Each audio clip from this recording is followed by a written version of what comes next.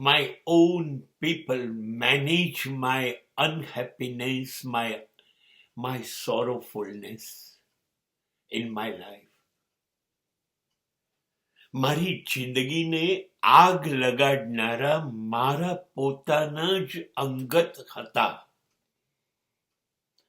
आग अपने ही लगा सकते हैं, गैर तो सिर्फ हवा देते हैं. મારા માણસોને જ ખબર હતી ને હું ક્યાં નબળો છું, મારી કઈ ભૂલો છે. બહારના માણસને તો ખબર જ નથી.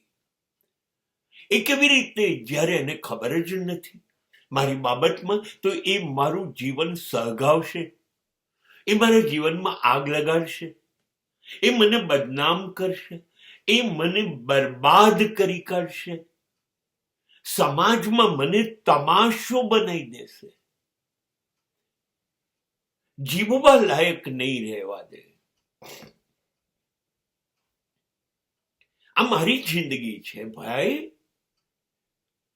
મારી ભૂલો તો હું એના પરિણામ ભોગવીશ. मेरी तस्वीर में रंग किसी और का ही नहीं, सब आके घेर ले मुझे, मैं तमाशा तो नहीं.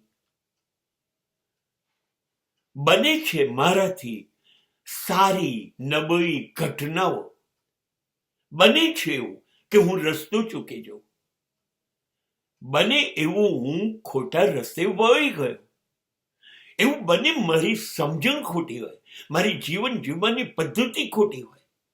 કદાચ આવું બધું જ બન્યું મારાથી, મારી સાથે.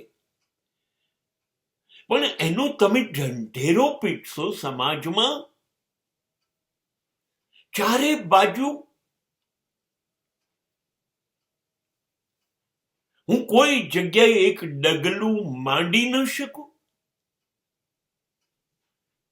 મારા જીવનમાં તમે આગ લગાડી દેશો.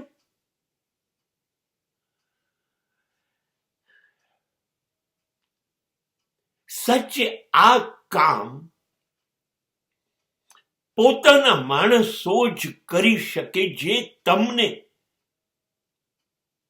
પૂરેપૂરા જાણતા હોય.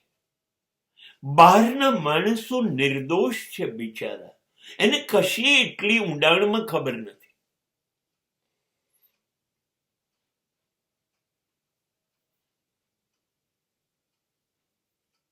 ઘરના માણસો જ તમને બરબાદ કરી શકે. વિભીષણે જઈને રામને જો માહિતી ન આપી હોત તો સમગ્ર દેવતાઓનું જગત રાવણથી હારેલું હતું. રામ ક્યારેય જીતી ન શકત.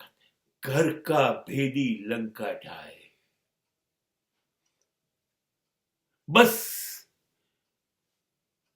સમજી લો, તમારી જિંદગી જ્યારે તમાશો બની જાય, સમાજમાં તમારા માટે શ્વાસ લેવો મુશ્કેલ બની જાય, ત્યારે ક્યાંય દૂર જવાની જરૂર નથી. માત્ર અને માત્ર પોતાના માણસોને જ તપાસી લો. ગુનેગારો નજીકમાં જ છે.